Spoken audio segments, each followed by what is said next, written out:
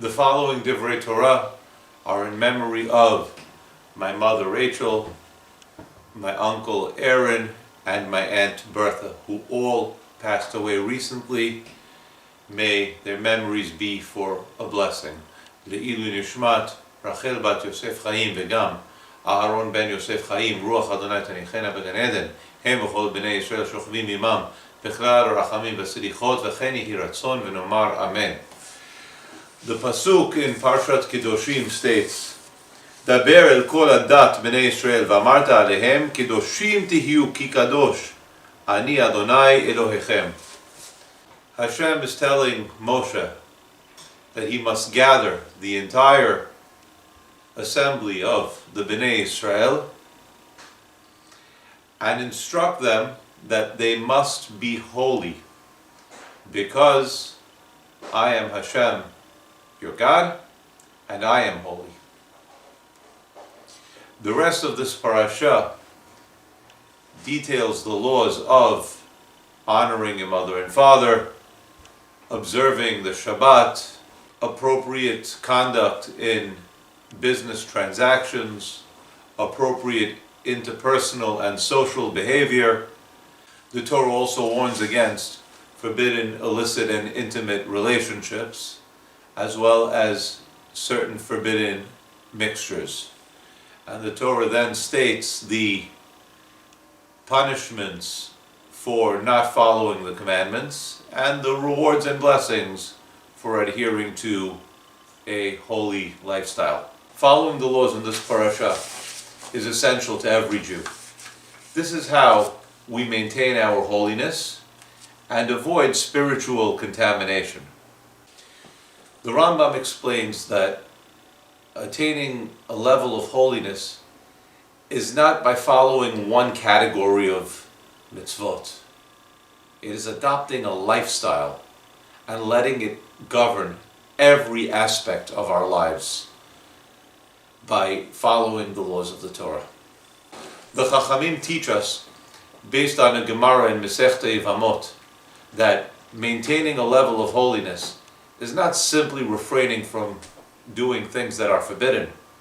It is also that we have to be careful not to overindulge and act in a gluttonous manner when we are taking part in things that are permissible to us. Hashem didn't just command us to be holy as a manner of differentiating ourselves as Jews from our non-Jewish neighbors. Hashem commanded us to be holy because He is Hashem, our God, and He is holy. He wants us, the Jewish nation, to be like Him, holy. The usual manner in transmitting the laws of the Torah to the Bnei Israel is as follows. Hashem teaches it to Moshe. Moshe then teaches it to Aaron. Then Aaron's children come in to learn the laws again from Moshe. Then the Shivim Zekenim, the elders of the Bnei Israel, come in to learn the halachot. And then the rest of the Bnei Israel learn it. They hear it directly from Moshe, or they go and they learn it from the Shivim Zekenim. We see that the higher up in the level of your spirituality and your righteousness, the more is expected of you. So you have to hear the laws and refine your understanding of these laws by hearing it many times. The more righteous a person is, and the higher this person's stature within a community is, the more is expected of them. And because everyone is looking up to them, they have to be more vigilant in their adherence to these mitzvot in the Torah.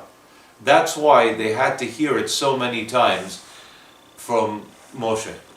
When Hashem told Moshe to gather the entire Bnei Israel and then command them to be holy, the reason for it is it doesn't make a difference what your status in the community is.